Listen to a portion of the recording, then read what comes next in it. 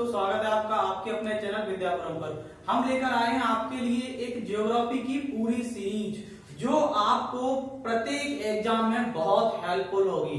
हम इसमें प्रत्येक चीज बताएंगे और जिसका ब्रीफली व्यू हम आपके सामने प्रस्तुत करते हैं। हम ज्योग्राफी को कैसे पढ़ाएंगे, उसमें क्या क्या डिस्कशन करेंगे, उसके बारे में थोड़ा सा हम देख लेते हैं। तो देखिए चलते हैं। तो भूगोल तो पहले भूगोल को हम दो पार्ट में पढ़ेंगे। एक विश्व का भूगोल,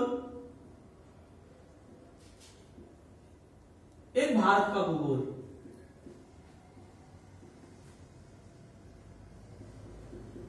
इसी के साथ हम एक चीज और पढ़ेंगे, वो पढ़ेंगे खगोल की। इसी के साथ हम और एक चीज पढ़ेंगे, वो क्या पढ़ेंगे? खगोल की। हालांकि हम खगोल की ही सबसे पहले पढ़ेंगे क्योंकि ये बहुत ही महत्वपूर्ण होती है और बहुत ज्यादा इसमें प्रश्न पूछे जाते हैं। तो खगोल की में क्या पढ़ेंगे? खगोल की में पढ़ेंगे हम ब्रह्मांड की उत्पत्ति कैसे हुई है, ब्रह्मांड कैसे बना, बिग बैंग थ्योरी क्या है, जियोसेंट्रिक थ्योरी क्या है, हेलियोसेंट्रिक थ्योरी क्या है, ये किसने दी है, बहुत बार एग्जाम में पूछी गई है। तो हम अच्छे से समझाएंगे कि आपको है क्या और बताएंगे भी। तो ब्रह्मांड के बारे में बताएंगे। उसके बाद ब्रह्मांड के जो पिंड हैं, चाहे वो तारे हो, ग्रह हो, कोई भी, उनकी उत्पत्ति कैसे हुई है। तो हम तारे के बारे में बताएंगे, तारा क्या होता है और तारे का जीवन काल क्या होता है, यानी तारे का जो जीवन चक्र होता है, जीवन चक्र क्या होता है, तारे का निर्माण कैसे होता है, तारे के निर्माण के बाद उससे कब ब्लैक होल बनता है, कब ब्लैक होल नहीं बनता है, तारे से चंद्रशेखर सीमा किस प्रकार संबंधित होती है, ये सारी चीजें हम आपको बताएंगे। उसके बाद हम आपको ग्रह से संबंधित कुछ बताएंगे, ग्रह से संबंधित बताएंगे। उसके बाद पृथ्वी की गतियां, यानी पृथ्वी की गतियां बताएंगे। पृथ्वी की गतियां यानी कि कौन सी घूर्णन गति होती है, कौन सी परिक्रमण गति होती है, कौन सी परिभ्रमण गति होती है और ये कैसी होती है, किस गति के कारण क्या होता है, ये सारी चीजें बताएंगे। और लास्ट में एक चीज और बताएंगे, अक्षांश और देशांतर। अक्षांश और देशांतर बहुत महत्वपूर्ण होते हैं। अक्षांश और देशांतर बहुत ज्यादा महत्वपूर्ण होते हैं क्योंकि इससे बहुत ज्यादा प्रश्न बनने के चांसेस होते हैं। आप किसी की भी तैयारी कर रहे हैं, आप चाहे पीसीएस की तैयारी कर रहे हैं, चाहे ग्रुप डी की तैयारी कर रहे हैं, उसके लिए यानी कि इनसे काफी ज्यादा क्वेश्चन पूछे जाते हैं। और हम ये सारी चीजें करंट से रिलेटेड भी पढ़ेंगे, यानी कौन सी करंट से रिलेटेड चीजें हैं वो भी बताते जाएंगे और आपका सिलेबस भी पूरा करवाएंगे। उसके बाद हम पढ़ेंगे विश्व का भूगोल। विश्व के भूगोल को हम सबसे पहले दो रूपों में पढ़ेंगे, भौतिक भूगोल और मानव भूगोल। भौतिक भूगोल और मानव भूगोल।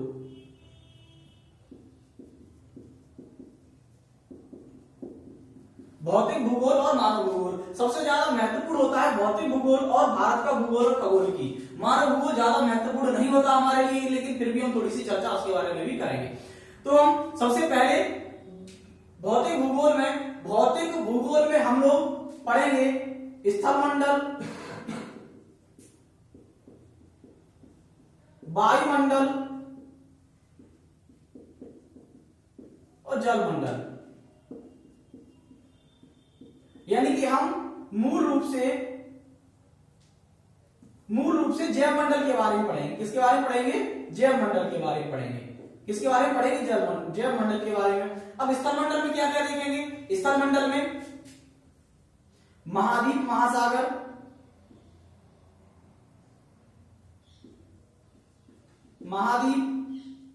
महासागर, यानी कि पृथ्वी की उत्पत्ति, जो प्रकृति है वो कैसी है, पृथ्वी की जो प्राथमिक तृतीय पवनें होती है, जो भूकंपीय पवनें होती है, वो किस प्रकार बिहेव करती हैं, जिसके आधार पर हम क्या अंदाजा लगा सकते हैं कि कहां पृथ्वी कैसी है। तो उसके बारे में पढ़ेंगे, महाद्वीप के बारे में पढ़ेंगे, महासागर के बारे में पढ़ेंगे। उसके बाद प्राथमिक, द्वितीय तथा उच्चावच पढ़ेंगे, पृथ्वी के उच्चावच पढ़ेंगे। पृथ्वी के उच्चावचों के बारे में चर्चा करेंगे। उच्चावचों में विश्व के पर्वत हो गए, विश्व की नदियां हो गई, विश्व के पठार हो गए, ये सारी चीजें पढ़ेंगे। उसके बाद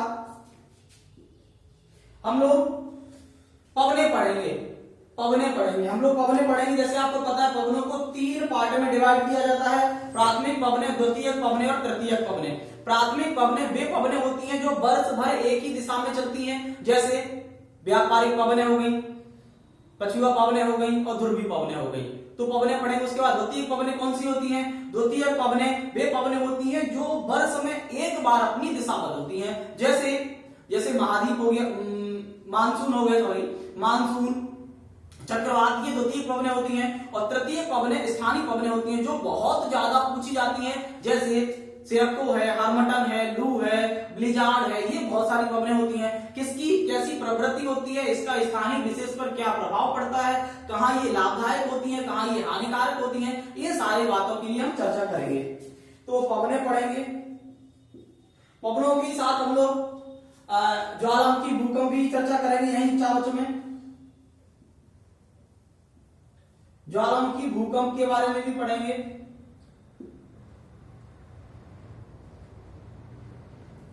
ज्वालामुखी, भूकंप के बारे में भी पढ़ेंगे और बहुत सारी चीजें पढ़ेंगे जो इससे रिलेटेड होगी। जलोढ़ मैदान वगैरह पढ़ेंगे। जलोढ़ मैदान क्या होते हैं। अब वायुमंडल की चर्चा करते हैं। वायुमंडल में हम लोग पृथ्वी के मंडलों की चर्चा करेंगे। वो क्षोभ मंडल क्या होता है, समताप मंडल क्या होता है। आप लोगों ने देखा होगा बहुत कंफ्यूजन होता है कि जो समताप मंडल है वो समताप मंडल क्यों कहते हैं, जबकि उसमें भी टेम्परेचर परिवर्तित होता है, तापमान परिवर्तित होता है, तो उसे समताप मंडल ही क्यों कहते हैं। जो ओजोन परत है किसी अलग से परत है कि किसी मंडल में परत पाई जाती है। ये बहुत सारे लोगों का विचार होता है कि जो ओजोन मंडल है वो समताप मंडल के निचले भाग में है, कुछ लोग कहते हैं ऊपरी भाग में है और कुछ लोगों का मानना है कि मध्य भाग में है। तो ये इस जो विसंगतियां हैं वो क्यों हैं और इसके बारे में सटीकता क्या है, ये सब चर्चा करेंगे। तो ये बताएंगे।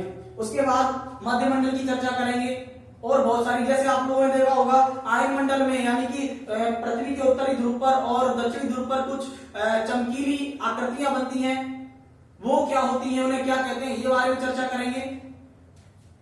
तो ये सब चीजें पढ़ेंगे। जलमंडल के बारे में भी थोड़ा बहुत पढ़ेंगे।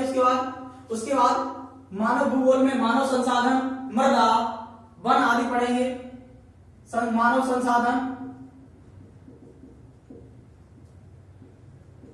मृदा, जल, वन आदि के बारे में पढ़ेंगे और भी बहुत सारी चीजें पढ़ेंगे। उसके बाद भारत के भूगोल में क्या पढ़ेंगे हम लोग। भारत के भूगोल में सबसे पहले महत्वपूर्ण चर्चा होती है भारत का विस्तार।